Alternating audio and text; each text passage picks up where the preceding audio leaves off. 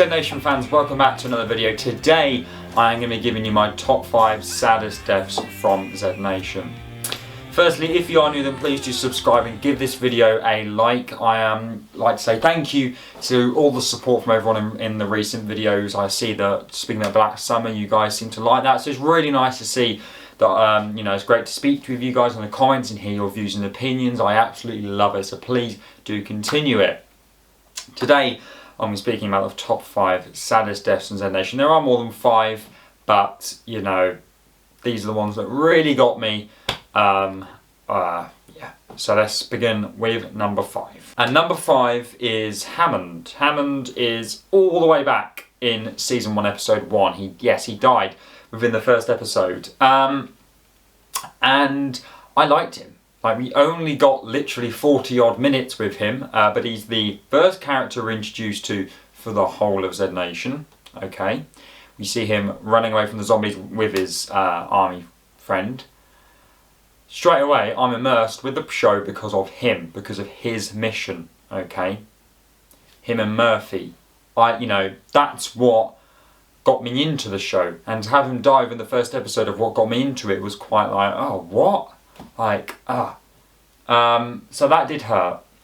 But the reason it's number 5 and not higher is because at the same time I didn't have enough time with him to start crying, for example, like I did with other characters.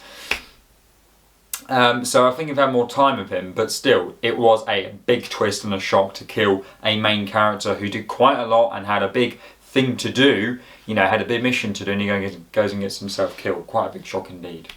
Let's move up then to number 4. Garnet. Yes, Garnet was the head of the group. He was the leader for only 6 episodes or so. Yes, he had more time than Hammond, but still, for a main character and a, you know, main person of the group, someone potentially, you know, more or less leading the group, to get killed did still very much shock me. You know, it was the middle of season 1. You know, it's not like the finale. I wasn't expecting any big characters to die. They just go and kill them like that. Now, Z Nation isn't the Walking Dead killy or Game of Thrones killy, but it does have some of the biggest big character shocking deaths twists that I've ever watched on a show. That one is a prime example with him.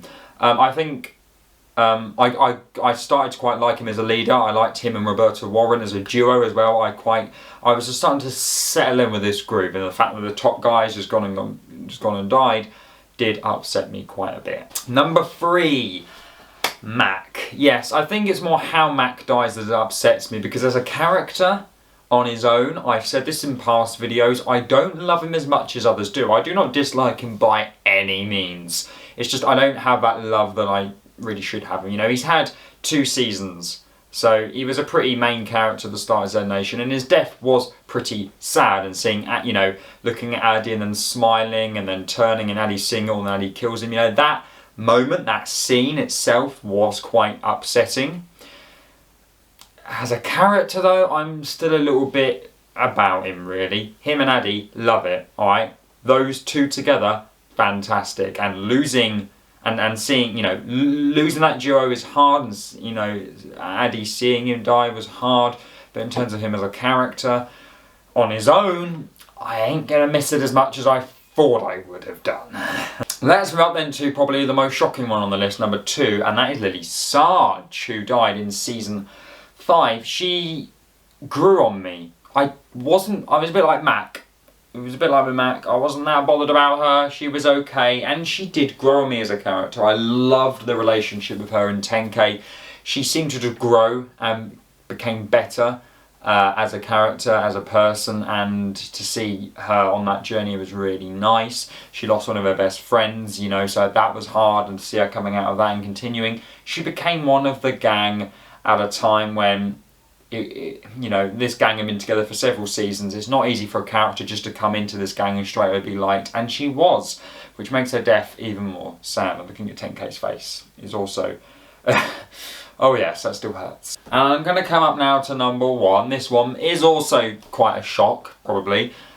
Lucy, Murphy's daughter. Yeah, I think it's the scene that she dies in that gets me. It's quite a slow, prolonged death. that it has to happen to save Murphy. She sacrifices her powers, herself, for Murphy, and that idea of love, you know, and the love she has for Murphy, that she'll give up her life, is truly upsetting. It's lovely, obviously, but it's also upsetting, and they did it beautifully. And her death did, you know, get to me a little bit. It took me a few times to watch the scene, watch the episode, watch Lucy as a character overall. I wasn't too like. I was a bit like, really, when she just started aging, like, you know, every few minutes sort of thing. But actually, now I've watched it a few times and grow to understand it, and, you know, her role within the whole story, yeah, it's a lot more upsetting than the first watch. So there we go, guys. I have missed out on some other deaths. I feel like the man, honourable mention to the man, absolutely was a villain, but I absolutely loved him.